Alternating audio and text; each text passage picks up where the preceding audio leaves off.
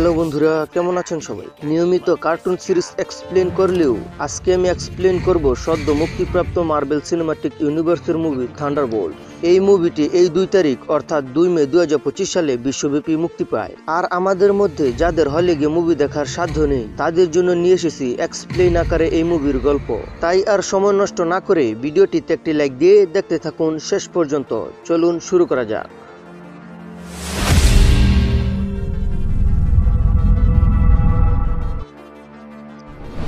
মুভির শুরুতেই আমি জানিয়ে দিই, MCU মুভি মানে একটি মুভির সাথে আরেকটি মুভির লিংক অবশ্যই থাকবে। আর আমার চ্যানেলে এর আগে কখনো মার্বেলের মুভি এক্সপ্লেন করিনি, তাই এই ক্যারেক্টারগুলো কোথা থেকে আসলো সেই সম্পর্কে কিছুই জানাবো না। আমি শুধু মুভিতে ঘটে যাওয়া গল্প সম্পর্কে বোঝাতে চেষ্টা করব। প্রথমে আমরা দেখি এলেনা নামের এই ক্যারেক্টারটি বিশাল এক বিল্ডিং এর উপর বসে তার লাইফ নিয়ে চিন্তা করছে। সেখানে আমাদের জানায় তার জীবন একদম অন্ধকার, কারণ তার বোন মারা যাওয়ায় সে একদম একা হয়ে গেছে। এরপর আমরা দেখি সে এই ছাদ থেকে লাফ দিয়ে প্যারাশুটের মাধ্যমে অন্য এক বিল্ডিং এ থাকা রিসার্চ ল্যাবে যায়। আর সেখানে তাকে বাধা দিলে এলেনা সবাইকে মেরে সেখান থেকে চলে যায়। আর আমরা দেখি এই গল্প এলেনা তার হাতে বন্দী হওয়া একজনকে শোনাচ্ছে। আর তখনই একজন সায়েন্টিস্ট এসে এলেনার উপর আক্রমণ করে। আর তাদের মধ্যে অনেকক্ষণ ফাইট হওয়ার পর এলেনার সাথে কৌশলে না পেরে নিজের মাথায় গুলি করে মারা যায়। এরপর এলেনা যখন সেখান থেকে নেমে আসে তখন সেই ল্যাবে বিশাল বিস্ফোরণ হয়। আর এরপর কোর্টে সিআইএর কর্মকর্তা ভ্যালেন্টিনা বেলোভা নতুন অ্যাভেঞ্জার তৈরি করার পরিকল্পনা হাতে নেয়। আর তখন ভ্যালেন্টিনা এই টিমে এলেনাকে সিলেক্ট করে। আর একটা বাকি বাঁশ দেখে এর বিপক্ষে অবস্থান নেয়, কারণ সে ভ্যালেন্টিনাকে একদমই বিশ্বাস করে না। তার কাছে মনে হয় ভ্যালেন্টিনার এই দায়িত্ব নেওয়ার মতো যোগ্যতা নেই। এরপর এলেনা তার বাবা রেড গার্ডিয়ানের সাথে দেখা করে। সেখানে অনেক কথাবার্তার পর এলেনা বলে, তুমি কি তোমার এই লাইফ নিয়ে খুশি আছো? তখন তার বাবা সম্মতি দিলে এলেনা বলে, আমার লাইফটা একদমই অন্ধকার। আমার বোনটা মারা যাওয়ার পর আমি একদমই একা হয়ে গেছি। আমার এখন আর বাঁচতে ইচ্ছা করে না। তখন রেড গার্ডিয়ান বলে, তুমি যখন দেশের জন্য কাজ করবে তখন অনেক মানুষ তোমার এই কাজের প্রশংসা করবে, তখন তোমার কাছেও ভালো লাগবে। আর এই অনুপ্রেরণা নিয়ে এলেনা যখন চলে আসে তখন ভ্যালেন্টিনা তাকে কল দিয়ে একটি মিশনের প্রস্তাব দেয়। তখন এলেনা জানায় তার এই জীবন আর ভালো লাগে না, সে আর এই কাজ করতে একদমই চায় না। তখন ভ্যালেন্টিনা অনেক রিকোয়েস্ট করার পর এলেনা এই কাজ করতে রাজি হয়। তখন ভ্যালেন্টিনা জানায় এক পাহাড়ের উপর তাদের রিসার্চ সেন্টারে অদৃশ্য হতে পারা একজন কিছু ডকুমেন্ট চুরি করার চেষ্টা করছে, আর তাকে সেটা চুরি হওয়া থেকে আটকাতে হবে। আর এই অর্ডার পেয়ে এলেনা সেখানে যায়। প্রথমে তো সেখানে সে কাউকেই দেখতে পায় না, কিন্তু তখনই সেখানে হঠাৎ একজন এসে তাকে আক্রমণ করে। আর তাদের মধ্যে ফাইট চলার সময় আরও দুজন এসে সেখানে ফাইট করতে থাকে। আর এই ফাইটের সময় সেখানে একজন মারা যায়। তখনই সেখানে বব নামের একজন আড়াল থেকে বেরিয়ে আসে। আর এখানে তাদের ঝগড়া থেকে আমরা জানতে পারি তাদের সবাইকে ভ্যালেন্টিনা পাঠিয়েছে। আর এখন থেকে তারা 3 জন এক হয়েই কাজ করবে। আর বব এখানে কিভাবে এসেছে এটা জানতে চাইলে সে বলে, আমি এখানে কিভাবে এসেছি সেটা বলতে পারবো না। আর তারা যখন সেখান থেকে বের হতে যাবে তখন সেখানে সব দরজা বন্ধ হয়ে যায়। আর সেই রুমের টেম্পারেচার অদ্ভুতভাবে বাড়তে থাকে। আর একসময় সেখানে বিশাল বিস্ফোরণ হয়। আর কোনো রকম তারা সেই বিস্ফোরণের হাত থেকে রক্ষা পায়।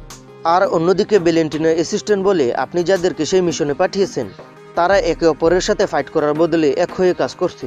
তখন ভ্যালেন্টিনা এই খবর জানতে পেরে তাদেরকে একেবারে মেরে ফেলার সিদ্ধান্ত নেয়। আর গাড়িতে থাকা রেড গার্ডিয়ান এই কথা জানতে পেরেই তাদের খুঁজে বেরিয়ে পড়ে। আর অন্যদিকে তারা 3 জন ববের উপর জেরা করতে থাকে।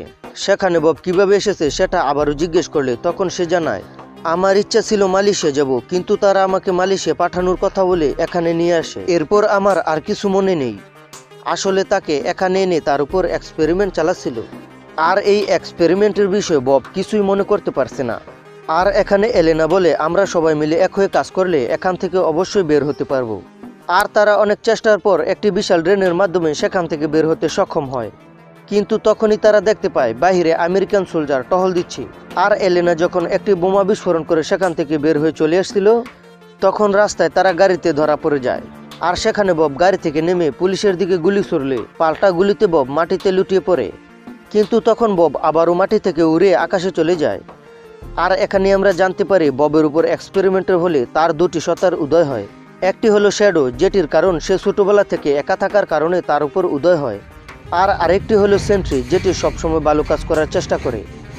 আর এখন সে শ্যাডো রূপে উদয় হয়ে আকাশে উড়ে যায়। আর তখন শ্যাডো আবার জ্ঞান হারিয়ে মাটিতে পড়ার পর বিশাল গর্তের সৃষ্টি হয়। আর এই বিস্ফোরণে এলেনার গাড়ি নষ্ট হয়ে যায়।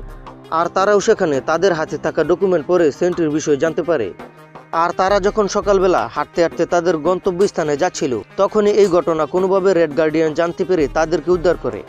তখন তারা যখন রেড গার্ডিয়ানের সাথে গাড়ি দিয়ে যাচ্ছিল, তখন তাদের এই টিমের নাম দেয় থান্ডারবোল্টস। আর তারা যখন সেন্ট্রির বিষয়ে আলোচনা করছিল, তখনই তাদের পিছু করে ভ্যালেন্টিনার একদল সোলজার। আর তাদেরকে যখন প্রায় ধরেই ফেলছিল, তখনই সেখানে বাকি এসে তাদেরকে বাঁচায়। আর এরপর আমরা দেখি বাকি তাদেরকে বাঁচানোর বদলে তাদেরকে বন্দি করে তার বাসায় নিয়ে আসে, কারণ বাকি জানতে পেরেছে তারা ভ্যালেন্টিনার হয়ে কাজ করে। আর আমরা আগেই জানতে পেরেছি বাকি ভ্যালেন্টিনাকে একদমই পছন্দ করে না। আর অন্যদিকে ভ্যালেন্টিনা সেন্ট্রিকে বোঝানোর চেষ্টা করছে থান্ডারবোল্টের বিপক্ষে লড়াই করার জন্য। আর অনেক চেষ্টার পর এটি সেন্ট্রিকে বুঝাতে সক্ষম হয়। আর অন্যদিকে বাকি যখন থান্ডারবোল্ট টিমের কাছে সেন্ট্রির বিষয়ে জানতে চায়, তখন তারা সব তথ্য বাকিকে জানাতে থাকে। আর তাদের এই কথা বাকির কাছে একদমই বিশ্বাস হয় না, কারণ বাকি মনে করছে তারা তার সাথে মিথ্যা কথা বলছে।